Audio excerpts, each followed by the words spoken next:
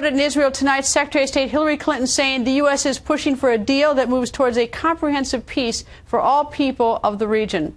Is that possible? Former Senator Fred Thompson joins us. You know, I read that and bottom of my heart center, I think, boy, wouldn't that be great? But it almost seems delusional when we look at sort of the history and look at where we are. Yeah. Israel left Gaza in 2004, turned it over to them. You know, felt like they'd get a little credit in the international community, felt like that they might be taking a step toward peace and reconciliation. And of course, they've been getting missiles lobbed at them essentially ever since. It very well may be that it would be best for them not to reach a ceasefire. I hope we don't feel like that we should go in there and manufacture some kind of a ceasefire, because none of the underlying problems are going to change.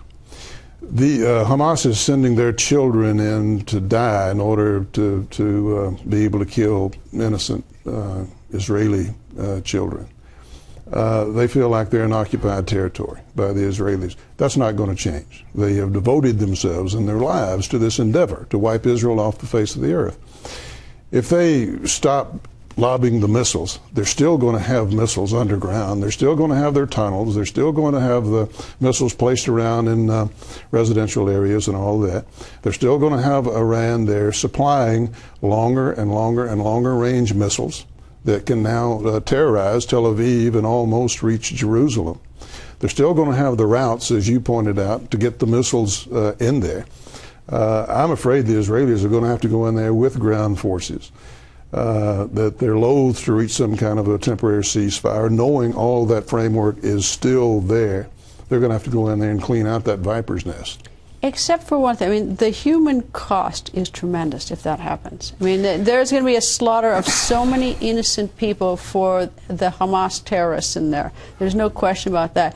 But I wonder if, you know, all the attention is, you know, all our attention right now is in this narrow area.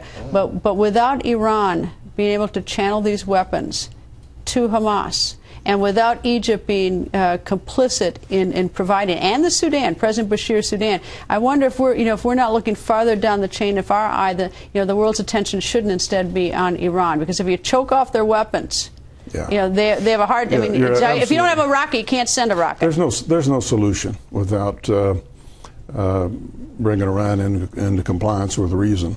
And there's nothing on the horizon to think that's going to be the case. What's most troubling, even more so than the loss of life that you're talking about, is the bigger picture that you refer to, as Rudy and you were discussing, and just, you know, recent history. We have in effect lost Egypt. I think we're still sending them $1.5 billion.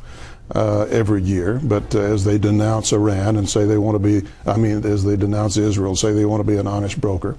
Turkey used to be our strongest ally in the area. They've gone rogue on us now. They're calling the Israelis terrorists. We don't know what's going to happen in Syria. Hezbollah is sitting up there to Israel's north, waiting their turn. They're occupied now in Syria. But, of course, Iran is behind them, too. So you got Hamas from the west, you got Hezbollah from the north, and the entire squeeze play is on. And we're pledged to defend Israel and their existence. We have told Iran that we will not let them have nuclear weapons. Obviously, the Gulf down there is important to us from an energy standpoint.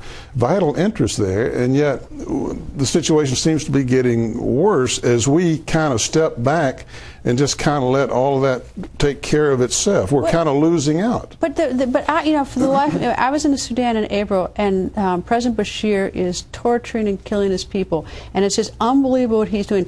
And he is the guy, the Sudan, who has this munitions factory that they suspect is owned by Iran, that the Israelis just took out about a month ago. He's the one that was letting them assemble these rockets to go to Egypt, to go into Gaza. And he was given a state visit, or essentially a state visit, by President Morsi 2 months ago, when he should have been indicted the minute he stepped out of his country, because he's under indictment for genocide for the Darfur. I mean, there's all these webs here of all these horrible people, and everyone looks the other way. And there's some consistent, you know, big picture developments, and one is the expansion of the influence of the Muslim Brotherhood all this is about, I think, is Hamas wanting to get everybody's attention. We're players too, along with Hezbollah, and we want to speak on behalf of the Islamic radicals in this country. But they could be cut, if Iran didn't supply them, they'd be cut off. I mean, that's like, you know, they can't live without Iran. There's no question about that. But not only is that not happening, but Iran apparently continues toward a nuclear capability. When that happens, Saudi Arabia is going to have a nuclear capability. Every other country in the Gulf area is going to be thinking about developing one. And the situation you see today is going to be child's play compared to what it'll be like then. Senator, thank you. I have more good news. What's that? No, I'm just kidding. It's Thanksgiving. I'd say thank you, Senator. It is Thanksgiving. And today, an ugly